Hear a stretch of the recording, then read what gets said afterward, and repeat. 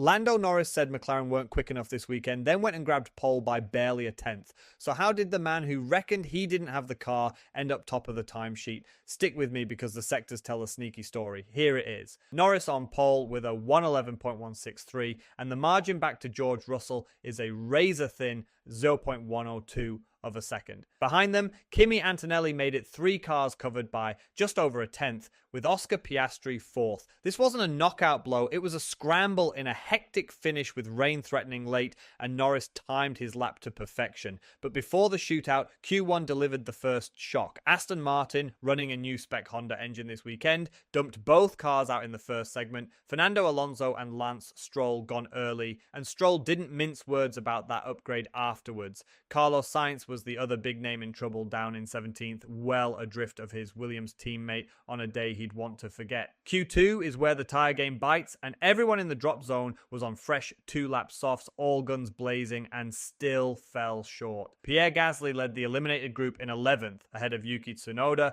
with Nico Hülkenberg, Franco Colapinto, Esteban Ocon, and Alexander Albon rounding out the ones who missed the cut. Fine margins, but that's the story of this session. Get the lap in or go home. So back to that Norris lap, here's the sneaky bit. He wasn't fastest everywhere. Russell owned the first sector, Antonelli was quickest in the final one, and Norris only topped the middle sector. Pole came from having no weak link, stitching a clean lap together while the specialists each gave a bit away elsewhere. Consistency, not one killer sector, is what put him top, and spare a thought for Mercedes because this was as close as teammates get. Russell edged Antonelli by just 0.031 of a second in identical cars, way tighter than their usual season split. 2 of the sharpest one-lap performances of the day and only 300ths between them. When your teammate is that close, you know you've both nailed it. Now, Red Bull, the tracked upgrade story, new man Liam Lawson, promoted alongside Max Verstappen after Isaac Hadjar's gym mishap, went well. Verstappen 7th, Lawson 8th, just 0.115 between them on the same compound.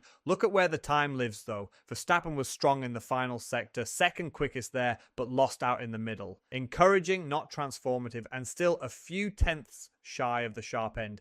That reshuffle sent Yuki Tsunoda back to Racing Bulls, and the fair way to judge him is against his own teammate Arvid Lindblad. Tsunoda didn't get a clean lap in and dropped out in Q2 in 12th, while Lindblad snuck into Q3 down in 10th. A rusty return then, but let's not read too much into one messy session for a driver back in unfamiliar surroundings. So who's out of position for Sunday? Norris starting first is nearly 4 places up on his season average, a proper overachievement, and Gabriel Bortoleto dragging his Audi into 9th, 4 spots better than usual, was the shock of Q3. On the flip side, Hamilton, sitting second in the championship, could only manage 5th, and Piastri in 4th has ground to make up on the McLaren next door. Line it all up, and the front 2 rows are wickedly close. Norris, Russell, Antonelli, and Piastri covered by 0.142.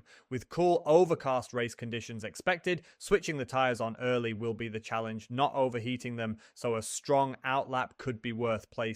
Watch Bortoleto trying to hang on to that 9th, and Hamilton and Leclerc looking to carve forward from the 3rd row. Wide open, and that's the grid set. If you enjoyed this, hit subscribe. There's fresh analysis after every session.